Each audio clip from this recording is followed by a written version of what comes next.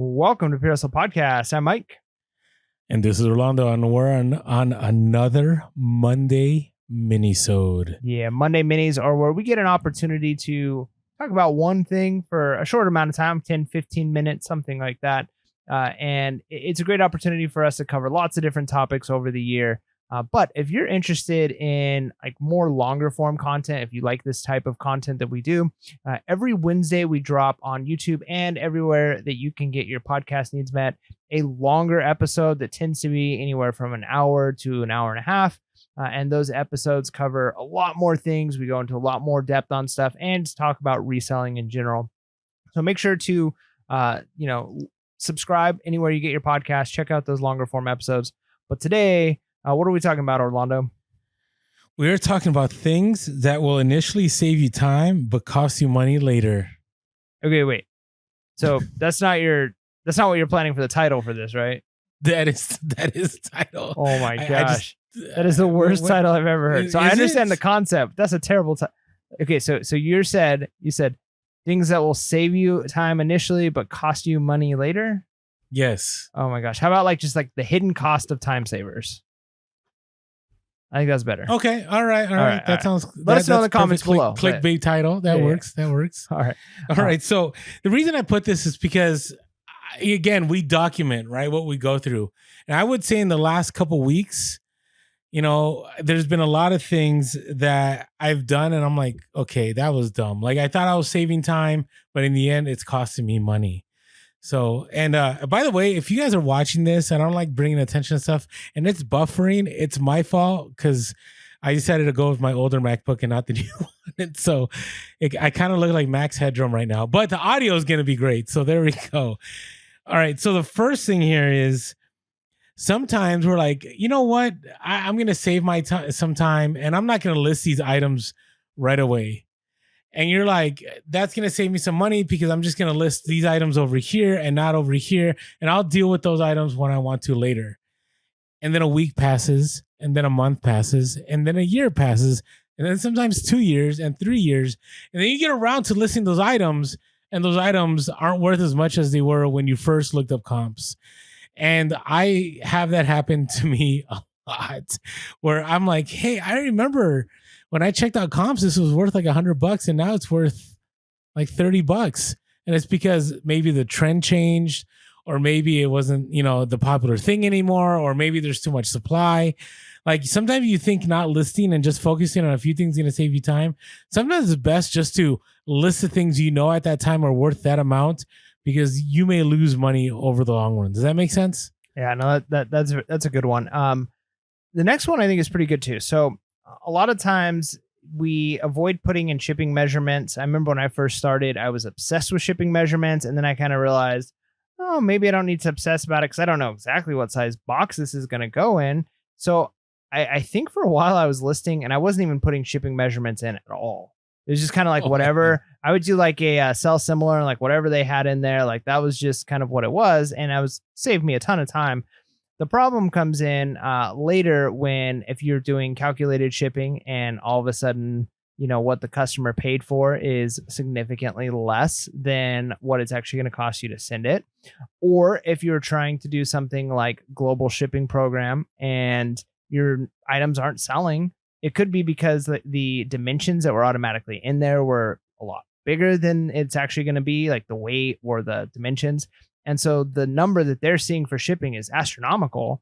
When maybe it's a smaller package that wouldn't actually cost nearly as much for it to ship. So it can cost you money on a lot of different fronts. It could cost you money when the item sells and you don't get enough in calculated shipping, or you're trying to find the box sizes and all of that, or you probably have a lot of items that are not selling on global shipping program that could be selling. And I'm not actually sure what would happen if something sold on a global shipping program. Let's say you had the wrong dimensions in. Let's say you said the box was 1 inch by 1 inch by 1 inch and was only an ounce. Okay. But it turns out that it's like, a 12 by 12 by 12 box and it's like 15 pounds. Like I'm sure like that cost is going to end up going to somebody. Like that's a significant cost difference. So I don't know if that goes to you or if the buyer is going to all of a sudden have to front this when it gets to Kentucky. I don't know. It'd be a nightmare. So you definitely want to put in those dimensions when you list the item. It's interesting you bring that up because I had something similar thing. I put in the wrong dimensions and there was a global shipping thing. And it went from being like in, let's say, an 18 by 18 whatever box to being in a like 24 by whatever, which changes the price substantially. But it didn't change for me because I just had to ship it to the hub. But I don't know what's going to happen after the hub.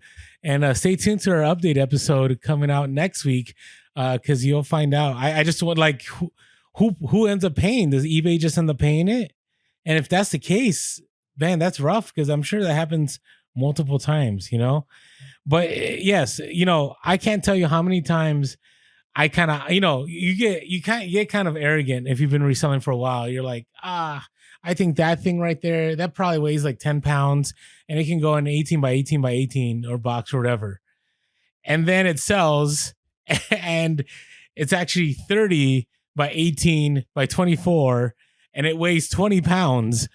And then you end up losing like a ton of money on shipping. So you saved yourself some time because you didn't have to get up and you didn't have to weigh it. You didn't have to measure it. But in the long run, it ended up costing you money because you thought you could just eye up the measurement. So be careful with that. This next one is you think you're saving time by not planning out your route, right? It's Friday evening. You're going to go garage sales the next day. And you're like, who needs to plan where I'm going to go? I'm just going to wing it. I'm just going to go on Craigslist and in the morning and I'm just going to go wherever, the GPS leads. And you spend hours and you end up like at a garage sale. And you're like, oh, wow, you see like the remnants, right, of something. For example, I went to a garage sale. I planned it out, but I went to a garage sale. And this one had said that they were moving out 50 years of stuff. But I was like, everybody says that. Well, when I showed up, like another reseller was there. If you're listening, you know who I'm talking about. And they were like, man, this is crazy. They had this room full of new sealed Legos from like the 70s and 80s. And they just cleaned them out. Some reseller showed up at like at 6 a.m, cleaned them out. Well, that could have been me, but I didn't plan on going to that one because I just thought everybody says that. But let's say I didn't plan my route, right? And let's say I showed up to that one at 7:30. I would have been pretty upset because especially if the ad said vintage Legos and I didn't plan my route, like I could have lost a lot of money or you lose a lot of money on gas or you don't plan enough and you don't put gas in the night before, or you don't have small, but whatever it is, or thrift stores, right? You don't plan your route and you lose a ton of time. Like all these things, you think you're saving time by just being lazy about it. And in the end, it's going to cost you money. Yeah. Yeah, no, that's good. That's good. Also, one of the things that could really cost you a lot of time and money later, even if you think it's saving some time now, is not having the right supplies, not having your supplies ready when you are getting items. Now, there are certain things where, hey, you're not going to necessarily, hey, I bought this item, I went sourcing, so I'm immediately going to go to Home Depot and buy the random box size that I need for it. But I can't tell you how many times I've bought things like kind of in bulk. And I know, hey, this is going to take a different size box, or I need to make sure I've got a lot of extra bubble wrap for this. I don't usually use, a certain type of bubble wrap. I maybe I use the small bubble, and this one kind of would do better with the big bubble. So I need to order that.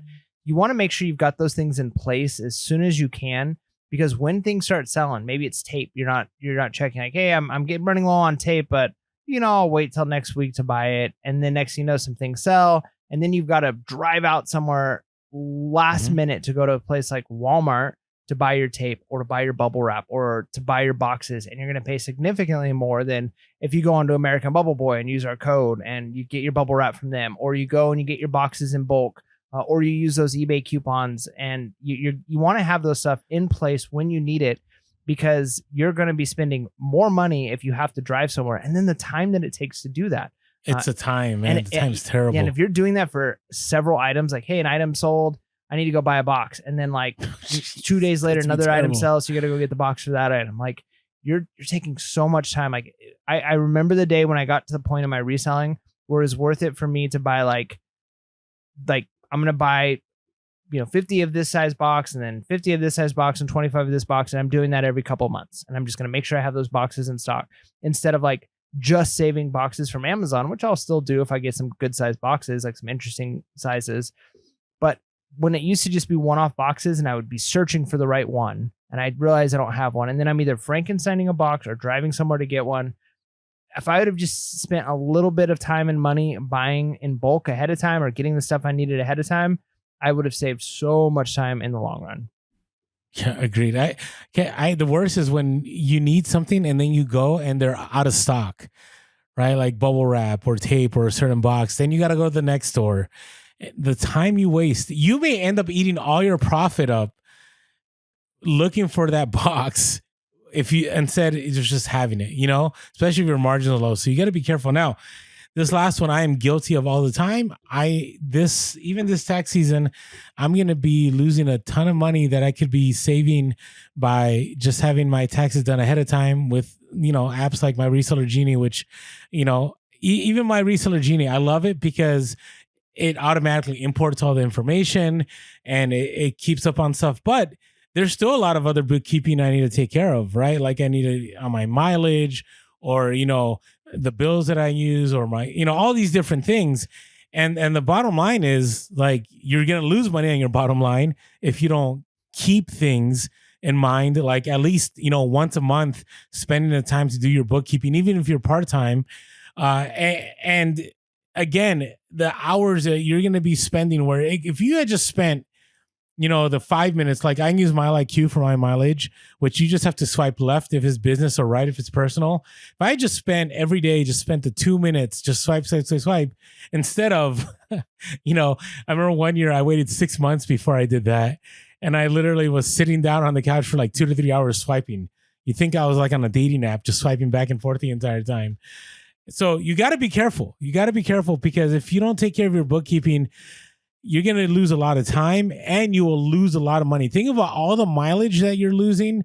If you don't keep tracking of your mileage, think of all the cost of goods that you can deduct. Think about all the cost of goods for the apps that you use. If you don't have, items like My Reseller Genie, MileIQ, other bookkeeping services to help you, you're going to lose a lot of money. And you think in the long run, you're like, oh, I'm not wasting time doing all these things. Well, the time's going to catch up to you. You don't even know how much money you've lost. I don't even know how much money I've lost in the last decade when I was not doing proper bookkeeping, especially when I was part-time, because I'm pretty sure the government got way more money than they should have received from me because I just didn't take care of my bookkeeping. Well, that's good stuff, man. Good stuff. So in the end, you think you'll initially save money, but it could cost you later. Going back to the original title of this mini-sell. With that being said, make sure to be real, be relevant, and be reselling late. Peace.